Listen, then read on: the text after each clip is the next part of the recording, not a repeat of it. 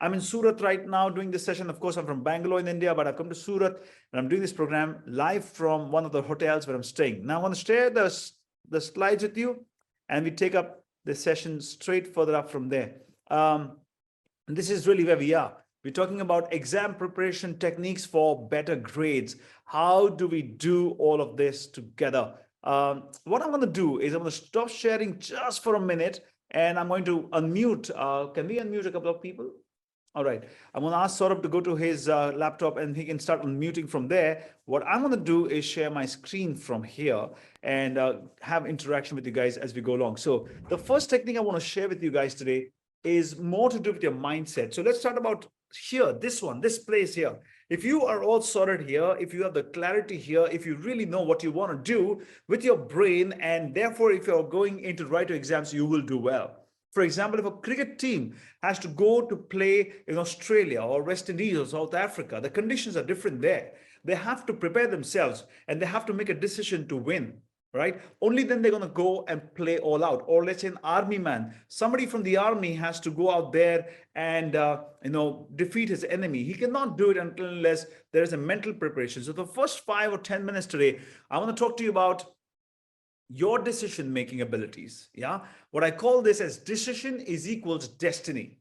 I made a decision to be here with you. I created my destiny today to talk to these students who are here in front of me and inspire you guys. So that decision creates the destiny in this moment, right? I took a decision many years ago to write my examination and become a public speaker. So of course I went my courses and I finally went on to become a public speaker. So that decision I took, and this is what I am doing currently. Every decision you take to use your time productively or unproductively basically will have an impact on the decision and therefore your destiny. Let me explain this to you with an example so it sticks in your brain. Let's say if a fly, a mosquito or a fly or one of these insects comes into your room. Let's say if it's a mosquito, what's going to happen? Okay, or if a fly comes into your room, what's going to happen?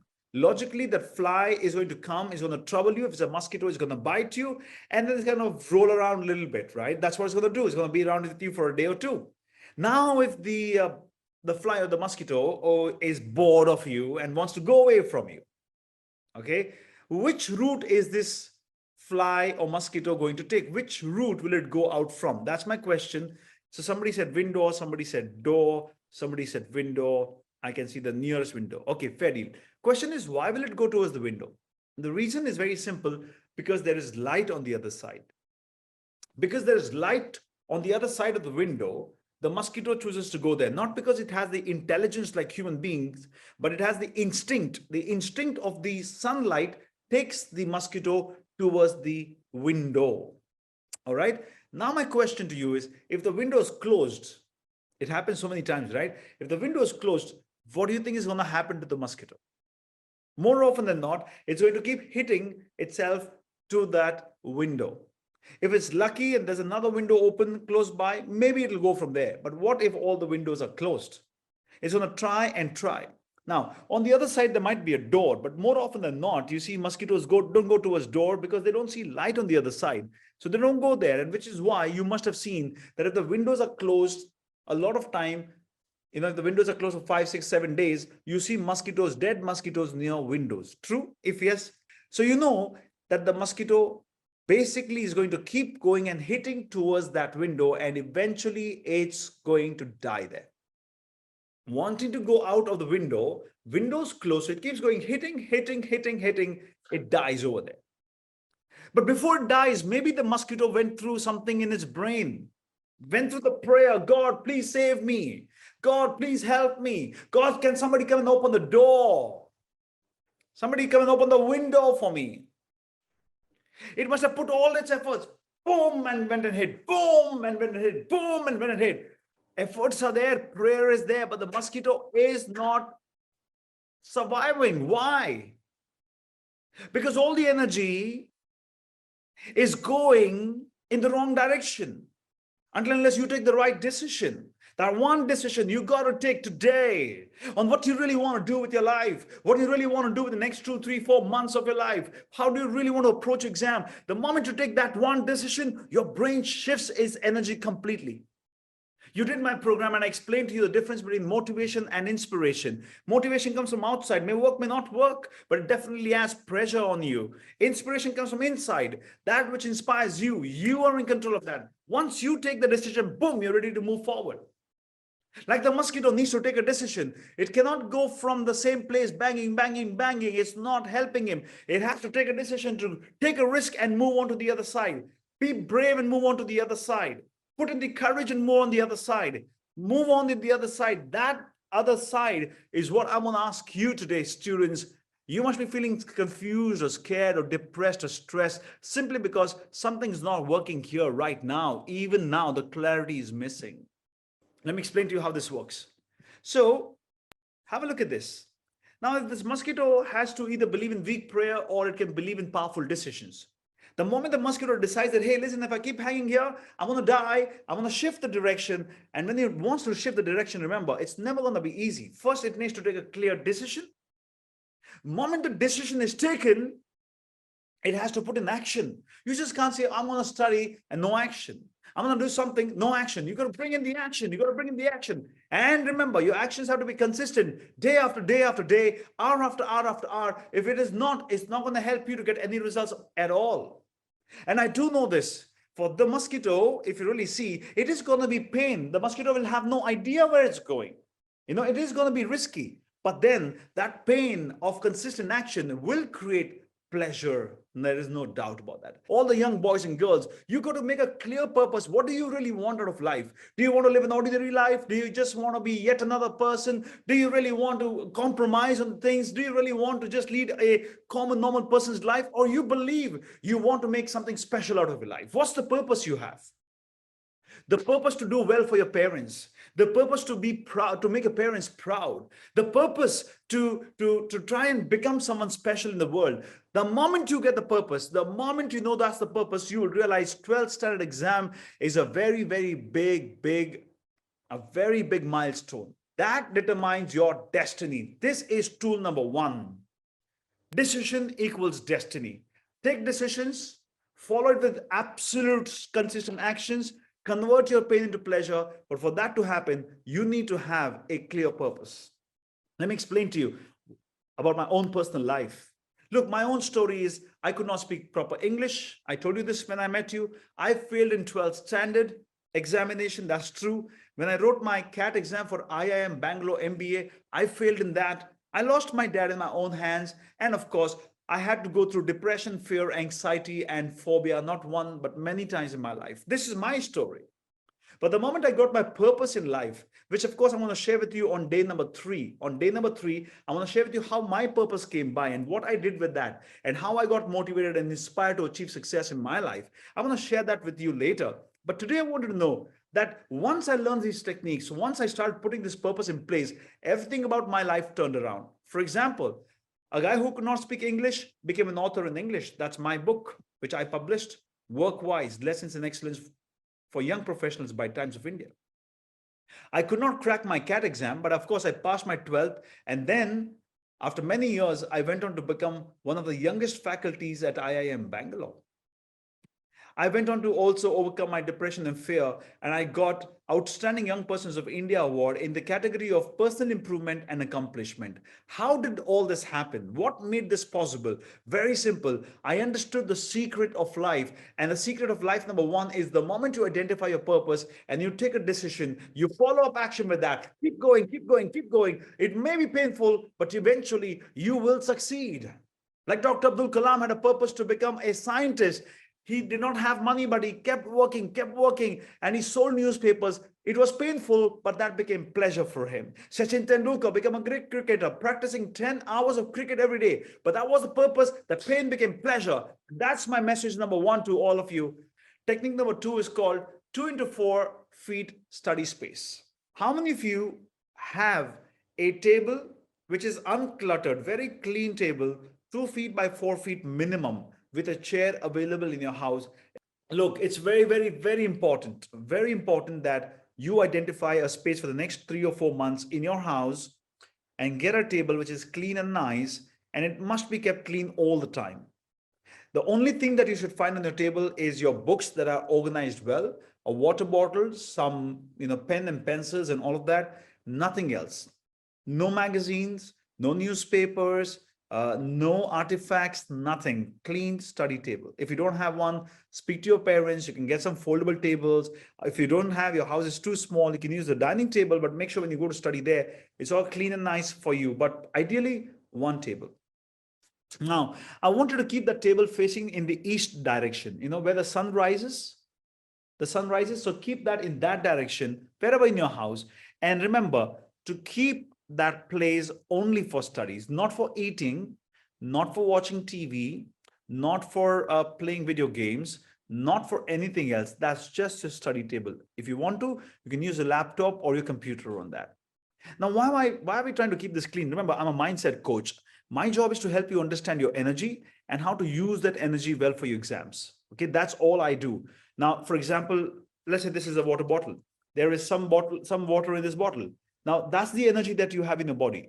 How much ever you work, this is the only energy you have through the day, and you have to use that properly. That's what I'm teaching right now. So a clean, nice table, your study happens there. Now, Rahul, why should it be clean?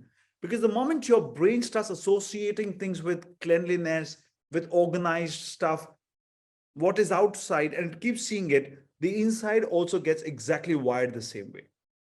You see some people's tables are all messy. You see some people's cupboards are all messy. They have clothes all over the place. The brain's a reflection of that cupboard. The cupboard is a reflection of that brain. When you're studying, it doesn't really work. Energy gets in different directions. You want energy to come in one direction and flow like that. So clean table, come what may, and then we move to the next step. What do you do the next step once you have that table? Don't study on the bed. It's a bad idea. A lot of people study on the bed. A lot of people study on the sofa. I know some people I know, they sit on the dining table and study. Now that is okay if you don't have a table in your house, but a bed is for sleeping. A sofa is for watching TV. A study table is for you to study. Simple stuff. We go wrong in simple stuff. Can't afford to. Get that set. Next. Third technique, getting deeper in, it's called the 50-10 strategy. Make a note of it. It's called 50-10 strategy. Now, what's a 50-10 strategy? Let me explain that to you in a few minutes' time, right? Guys, make a note, please. Okay, a 50-10 strategy basically works in a very simple manner that you will study for 50 minutes and you're going to take a 10 minutes break. Now, research says, not today's research, I'm talking about research which is as old as 2,500 years of age. If you really see, all the great men came in this world that time, whether it was Buddha, Mahavir, whether it was Jesus and all of the other great leaders, all of them, came in around that time, around 2,500, 3,000 years ago. Of course, there are many before them as well. But all of them advocated that you sit in silence for 48 minutes. Now, what was that all about? I was trying to figure out the research on that. So I went on to understand how concentration works and how people can get the best results. What happens when the brain is all over the place, you're confused, you're scared, you don't feel like studying. Tomorrow, I'm going to teach you those techniques, habits, 50 minutes, and then 10 minutes break. So let's explain to you how this 50 minutes works and why it works. So first thing first, when you sit to study, you got to make a commitment. Get your mobile phone into the silent mode or switch off mode, or better still, hand over the phone to your father or mother. They'll be happy. Trust me, they'll be so excited you gave away the phone to them. Just give away the phone to them. Put it in the silent mode, switch off mode, hand over the phone to them. Put an alarm. But you say, Rahul, I need my phone for alarm. Get a normal old watch. Remember the old watch? We used to have the clock. We used to have a small little one. You can kind of manually do the alarm. Just keep that if you want to. Doesn't really matter. Any alarm is fine. You still want your phone? Okay, fair deal. Put it in the silent mode and put the alarm. Go to the washroom, drink water if you want to, take a pen, paper, everything that you have, and sit on that table. And then make a commitment. You will not get out of the table, come what may, out of the chair. You will not get out of the chair. Whatever happens. And inform your parents, I'm studying, no disturbance. What's going to happen? The moment you sit for the first 2, 3 minutes, 4 minutes, 5 minutes, your brain will be all over the place. It's going to be scared, worried. You'll not be breathing properly. If the subject is not something which you like, then you'll be overwhelmed. Does it happen to you guys? If yes, raise your hands up. Does it happen to you? Yeah, I know. It's a crazy feeling, right? When you're sitting in front of the, on the table, your book is open, the brain is just not grasping anything. The mind is going 100 places. Sometimes you feel like, and therefore, what do you do then? After 3-4 minutes, you'll feel like watching your WhatsApp, or maybe if you don't have WhatsApp in your country, maybe you'll watch some Instagram, or somebody might just get distracted and go to the washroom. Somebody just go distracted and go to the kitchen. No. Remember the first technique, decision is equals to destiny, right? So you've taken the decision. Now you have the table. Now just sit over there. That's it. The moment you sit, remember, no water, no washroom, no nothing. It's just going to be studies. But Rahul, my brain is not working. It's not taking me into my studies. Doesn't matter how much of a time it takes. Just stick to that book. Just stay there and keep going. Slow, slow, slow. But don't stop. Just keep going. Just keep going. Just keep going. And you'll find your rhythm. The moment it's 50 minutes, then take a break.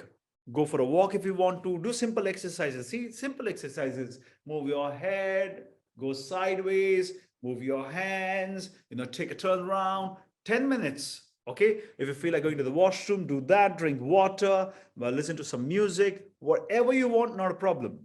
But exactly after 10 minutes, you're back again. Go for 2 slots of that or 3 slots of that.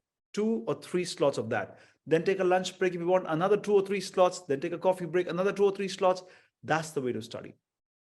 Technique number 1, destiny is created by your decision. Technique number 2, 2 into 4 feet space of table. Technique number 3, 50-10 formula. Okay, I have 3 more to give you guys. Let's go to the next one. I love this technique. It's called the SMS technique. I created this technique just to make sure that you guys get some very cool ways of remembering these techniques. SMS, silence, music, and solitude. I'll teach you how to do this. Silence, music, and solitude. I'm going to stop sharing. So guys, I did fail in my 12th standard examination. I mean, who can speak better on this subject than me? I mean, having failed and then getting a distinction and making my life so incredibly powerful. This is amazing, right? Why did I fail in the first place? I failed because I had wrong friends, wrong choices, bad habits, smoking, drinking, bunking classes, partying, not attending my classes properly. So obviously I didn't know my subject properly, so on and so forth. I messed it all up. But when I started to understand the power of my brain and how to use my energy, I used these techniques and they really worked for me. In my days, there were no mobile phones, and yet we had an SMS technique. You have mobile phones, your SMS is different, mine is different. This is silence. Hey, come here. Shh, come here. Silence is the best technique you can ever have. Those 50 minutes that I told you, you're silent. Silence means you're just doing your work. If you want to read that stuff, it's still okay, but silence. In the next 3-4 months, every energy in your body, every thought draws your energy. Every movement draws the energy. I sit versus I stand. When I stand, I draw more energy. Your energy is going to be the key to your education. Silence is the best way to preserve and multiply. Silence. When you go completely in silence, a lot of you who get depressed, stressed, you have fear, your silence will give you a lot of clarity. Silence will give you a lot of courage. Silence will solve your problem because you're breathing well. So the oxygen supply is going to be better, and therefore the brain's going to function better too. Music. There's something called as delta wave music. Make a note, please. Delta wave music. All of you, write down. DELTA, delta wave music. I'll try to see if I can play something for you. Or if Saurabh, you can just go to YouTube and say delta wave music. Maybe we can play that. Or let's see if I can try from here. Hold on. As I talk to you, I'm just going to, okay, let me share my screen directly live to you so that we can all see what I'm doing. Okay, so I just do it live. Have a look. Can you see my screen? YouTube, Tanya, please confirm. Yes, I can. Okay, so I say delta music, and then I'm going to get some, these are some of the best delta musics that we have. This one for 8 hours. Just put that and keep. Do you aspire to work in the United States of America? Well, don't worry. Okay, now have a look at this. Now this music runs in the background. You can put it on your laptop, if you have mobile phone Wi-Fi, but disable the notification of your WhatsApp and all that. And just listen to this. Now what this music does, okay, is that it has a certain frequency. It has an impact on your breath. So as this music keeps going on, your breathing will slow down. And as the breathing slows down, the concentration improves. As the concentration improves, your grasping ability increases, and you'll be able to do a lot more. This is called the delta wave music. It's fabulous. And I'm creating new books, and I'm creating new subjects, and I'm solving problems, and I myself study, right? I'm doing a course on medicine right now. When I do all these things, I listen to music. I come dramatic. Now I want to listen to this.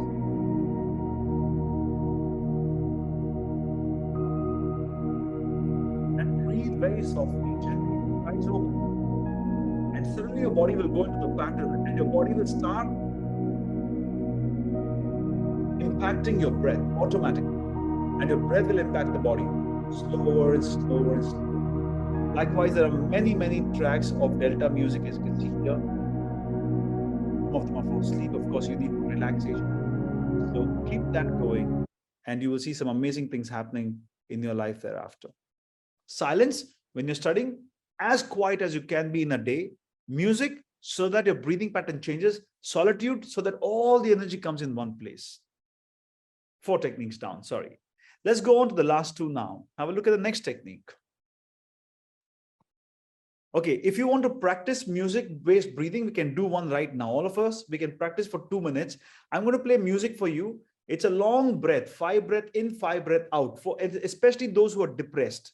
Anybody who feels depressed, sad, fear, anxiety, I'll teach you this particular breathing technique. Learn this technique, and then you study with this, okay?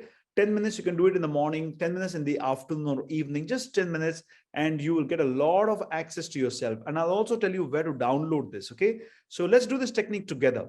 Breathe in for 5.5 seconds, breathe out for 5.5 seconds. That is only 6 breaths per minute. Sit straight and keep your hand on your stomach. When you breathe in, stomach should expand. When you breathe out, stomach should contract. Breathe in, stomach expands. Breathe out, like when a balloon, you breathe in, you put air in the balloon, balloon expands. Like that, your stomach should expand when you breathe in. Okay, guys, let's try this. Let's try this together.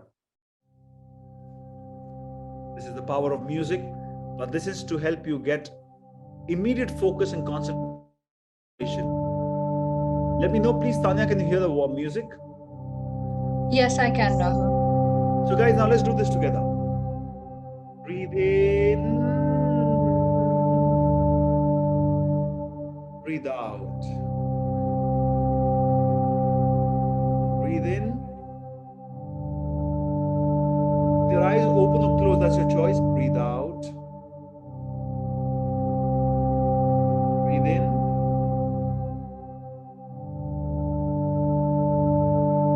Breathe out.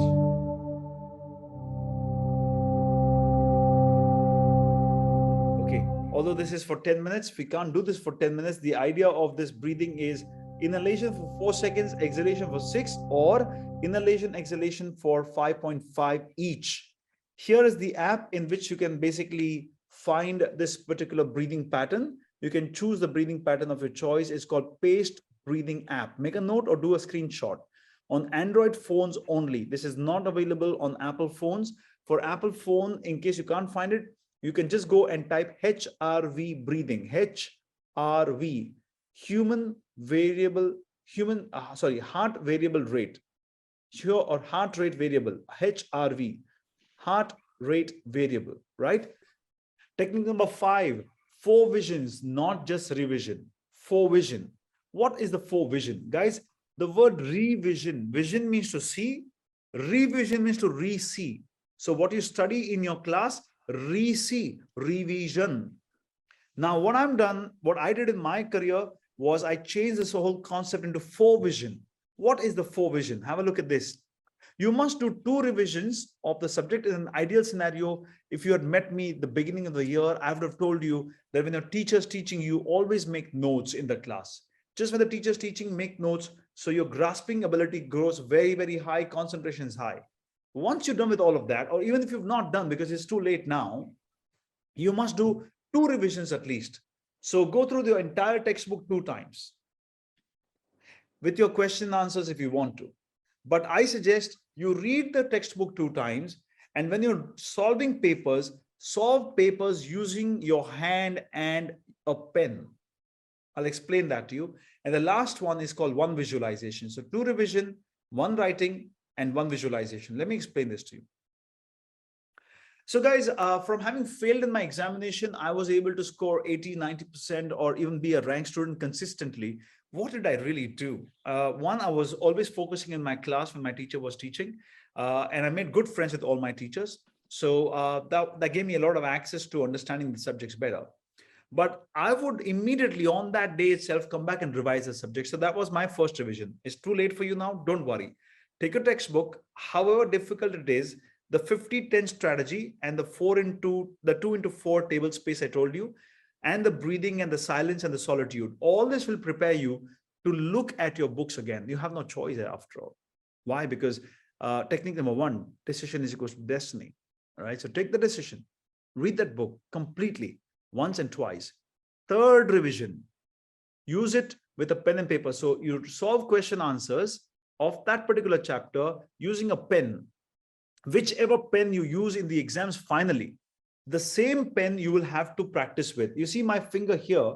Actually, if you see properly here, my bone is jutting out here. Can you see that? It's happening because I used to practice writing in my exam, for my exam. So my revisions were writing. Revisions were writing based.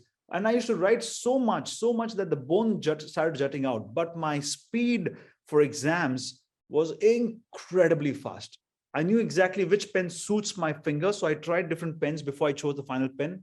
And I practiced writing. So I knew how to write clean, nice handwriting at a good speed, and therefore complete all my answers for the questions provided in the question paper. So you practice your third revision by writing and solving question papers. And the fourth technique, this is my favorite. I think very few people in the world can do this. But the fourth technique is called visualization, which means to say you don't open the book at all. You just close your eyes, you visualize the question, and you start visualizing the answer. You should be able to get the answer in your brain. Okay, if you don't get the answer completely clearly, open the book, read again, close it, visualize it. When you are through with your entire days of work and you go to sleep, so the technique is you lie down on the bed and then you pray before you sleep, whatever you want to do, that's fine. Then you lie down and the questions are running in and the answers are coming. And the moment you can't see the answer, you get up again, go open the book, get the answer to that question, come back and sleep. No mobile phones, no TV allowed, okay? It's only the book. So the book is kept by the side. It should not be kept next to your bed. For example, I mean, I'm in a hotel room. I just show you how the bed is. So if the bed is here, let's say, okay, and the table is right there, you will not use that table with that bed. You will use another table, let's say something on this side over here. So it means to say you have to get up, go to the book, open the book, read it, go back to sleep. Come back again, start visualizing, flow, flow, flow. You have a doubt, come back, open, flow, flow, and you'll get sleep.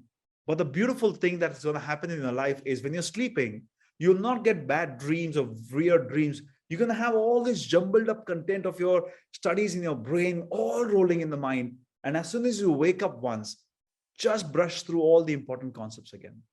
I guarantee you guys, I guarantee you without any doubt, when you go to the exam, you don't even, on the day of the exam, one day before the exam, you don't even have to touch your books. You will just know how to write your exams content so peacefully. Let's go to the next one. Technique number 6, 3D exam approach. 3D exam approach. What is that? What do you do before the exam, during the exam, and after the exam? Now, what's the 3D exam approach? What do you do before the exam? Guys, very simply put, if you do what I've told you so far, that is, create the destiny by taking decision, put all the consistent actions there, convert your pain into pleasure, and keep working on the purpose. Go, go, go, go, go. For that to happen, you need to have a table. You need to have, so that's technique number 2. Technique number 3, once you have the table and everything else sorted out, books and everything else cleanly done, you're going to go ahead and do 50-10, 50-10, 50-10 studies. 10 minutes of break, 50 minutes of studies, no distraction, whatever. Then you get into silence and solitude and music. So that's going to improve your concentration and your study skills are going to go super high. And therefore you can still complete 2 revisions. I know some of you guys have exams in 2 months time, right? Is that right, Tanya? Yeah, 2.5 months. So what you guys do is that you will still go ahead and complete your revision number 1, 2, 3. 1, 2 is just reading, 3 is writing, and 4 is visualizing. And when all of that happens, you're ready for the next technique, and which is What do you do before exams? So guys, I'll tell you what I used to do before exams. So if I had an exam the previous day, I would just run through all my revision, but the revision would only be in glancing through the content, not going through full content, because I've done 4 revisions already. The night will still be visualization. On the day of my exam, okay, in the night of the exam, I'll sleep well, about 7 to 8 hours of sleep for sure. You need that much. And CBSE exams, I think you'll have breaks in between 2 papers anyway, right? So sleep well. Once you've slept well and you wake up in the morning, if you want to, you can just quickly do a glance revision, but not full revision. It's prohibited. You cannot do full revision. You can't take some subject and keep studying that. No, it's not going to work, because what you're going to read in the end will be easiest recall, and all the old content is just going to go in some kind of a place where you can't even access it. A lot of people make this mistake. Don't put that extra pressure on your brain. It's not going to be worth it. Just keep it there. Quick revision, and 2 hours before the exam, stop studying. Now, these are the techniques for people who really want to score well, but those of you who don't complete the revisions, you'll be in trouble. Yeah, you need to complete revisions, then this technique works. Just stop. When you go to the school, just smile at people, wish them good luck, pray that everybody should write a good exam today. And when you get your papers, you know what to do, right? I mean, I'm not going to tell you that take the paper, see what you know, tick mark those, write those answers first, and then keep the rest later. I mean, those small things everybody will tell you. Leave it. Sure, you can handle it. After the exam is over, very important, don't discuss the paper with anybody. I'll repeat, after the exam is over, don't discuss the paper with anybody. It's okay, it's fine. But Rahul, why? I want to know how I've done. Forget it, it's over. Now is not the time for you to, because there is no other exam of this paper going to come back again. And by reading again, by talking to your friends, taking the pressure, taking the stress, feeling depressed, feeling that, oh, I missed that, I missed this, it's just not worth it. If it was a prep exam, you can do it. This is not prep exam, for the final exam, I'm saying. Final exam, paper done is done, finished. Keep the paper aside. Allow all papers to get over before you start seeing what you did right, what you did wrong. Don't touch that paper again after the final exam. Don't discuss with your friends. Why? Because your energy is important. You rather use every ounce of your energy on something which is going to come up next and not what is already over. So what do you do before the exam? I've told you, revise visually, go through glance things if you want to. Second, go to the school at least 2 hours before the exams, no studying. Go to the school, smile at people, wish them good luck, finish the exam, come back, no more revision. So this is what you need to do to try and push yourself to the next level. So here's the summary, guys. If you want, you can make a note of this. You can take a screenshot. Decision equals destiny. In the meantime, send your questions in the chat box. 2 into 4 feet study space, 50 into 10 time blocks, SMS technique, silence, music, and solitude. I also gave you an app. In case you have any questions or doubts on that, you can ask me.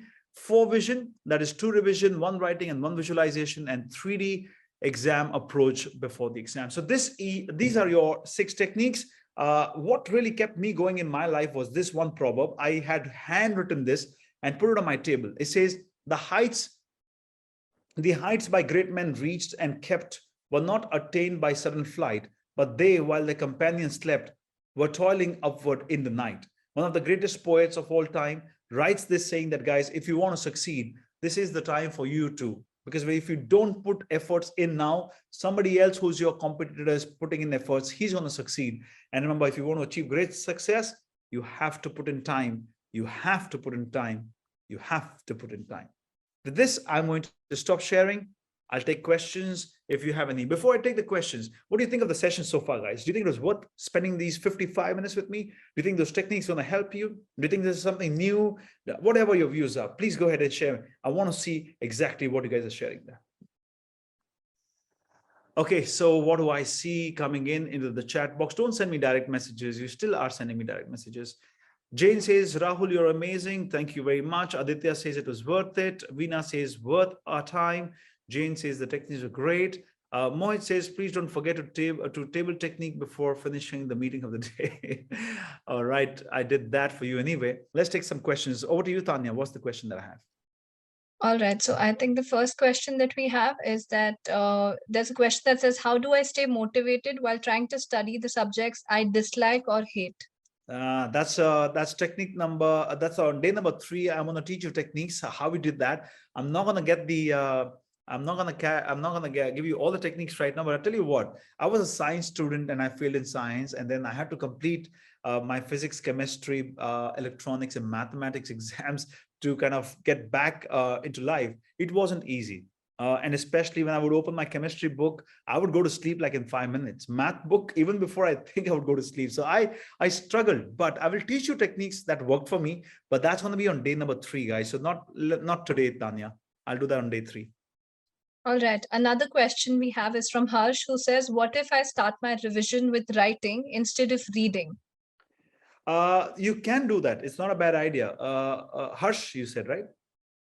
Okay. See, Harsh, the only problem is this, that, when you're in a race, you need to get a good start, a quick start. It gives you a lot of confidence. The problem with writing first is this, that it takes a lot of time. When you kind of take a question, write the response, question, write the response, it's not a bad idea. But then it might just take too much time, and therefore your second, third revision may be a problem. But let's say you have time on hand and you can do it, why not? I'll tell you how I work. Okay, so for example, my way of studying is that when I'm reading the first time, I make notes along with it. So that's a different technique. So how do I make notes? So when I read a particular chapter or a particular page, so let's say if I'm reading a chapter, so what's my approach? Let me explain that to you. So first things first, I will read all. So when I take the book, I open the chapter, I read all the headings and all the subheadings. I just make a mental note. Sometimes I just take a pen and paper, a book, and I just write down all the headings and subheadings. So this creates a mind map in my brain on that particular chapter. And then what I do on page number 2, when I'm opening up that particular content, I'll take that particular subheading, and whatever important key messages are there on that topic, I also make notes of that. Now, this is not my writing technique. I'm still doing my first revision, but I'm making notes. So the concepts get clear for me. So that is a different technique. But the technique I'm talking about, when you say write, there's a particular question, it needs a particular answer length, let's say 50 words, or let's say 500 words, or let's say 1,000 words. I need to practice that. That practice has to happen word by word, like a paragraph by paragraph. And therefore, this technique of writing is what I'm talking about. So there are two different things. One is a skim, what I call, the right word would be basic conceptual understanding based writing in the first 2 revision, and third revision is a pure writing one. So I've explained to you both the aspects. If you have the time and you want to start with writing, not a bad idea. It's just that you may not get a very good head start, and therefore do the other way around. Write for conceptual understanding and then go back to writing for practice in terms of speed and clarity. I hope that helps. Yes, next question, please. Another question from Alina, who says, how to stay consistent and focused while we follow these techniques? Yeah, so that I'm going to cover tomorrow. Habits is going to help you tremendously, and also the motivational techniques. But since you've asked, at least let me give you one or two advice. See, look, I said sitting on the table 50 minutes. Okay, trust me, guys, try this technique, and I'll tell you, most of you will fail in the first 2-3 attempts. Because to sit in one place for 50 minutes is the world's most difficult thing. No TV, no mobile, no phone, no SMSs, no toilet, no water, no eating, no music, nothing. Music can run in the background if you want. So the brain is going to go in crazy places. The brain is not going to give you the focus to study. But the moment you make that commitment and stay on, it'll start functioning. So maybe this is one repetition that I want to make for you, my friend who asked this question. And tomorrow day after, I will tell you all these habits that you're going to put in practice, and the motivational techniques that'll bring you back in and keep you consistent. So yeah, but of course, one more thing I mentioned in today's program, which is related to that, your purpose must be clear. If your purpose is clear, then nothing in the world can stop you. Like Mahatma Gandhi had a purpose to free India from Britishers by using non-violence as a theme. Whatever violence came his way, he still kept choosing non-violence. Why? Purpose was clear. So the purpose, and second is the commitment to sit. Both, don't forget, Mahatma Gandhi was also silent. He also observed a lot of silence and solitude. Yes, Tanya, next 2 questions before we close. Yes, so there's another question from Ashika, who says it's often tough to visualize each concept while having such a heavy syllabus. So what do we do? That's a tough one. It's a real tough one. So Ishika, you said, right? It's Ashika. Ashika, get Ashika online if you can, Ashika, as I talk to her, Saurabh. So Ashika, your point is right. You can't perhaps visualize everything. It's not possible at all to visualize everything. So it's a fantastic question. What you should do, Ashika, in my opinion, is that create a two-step process. Whatever you can visualize, get into that. And whatever requires repetition, get into that. Okay, I'll repeat. When we were young, we used to do this, right? 2 ones are 2, 2 ones are 2. You never visualize that.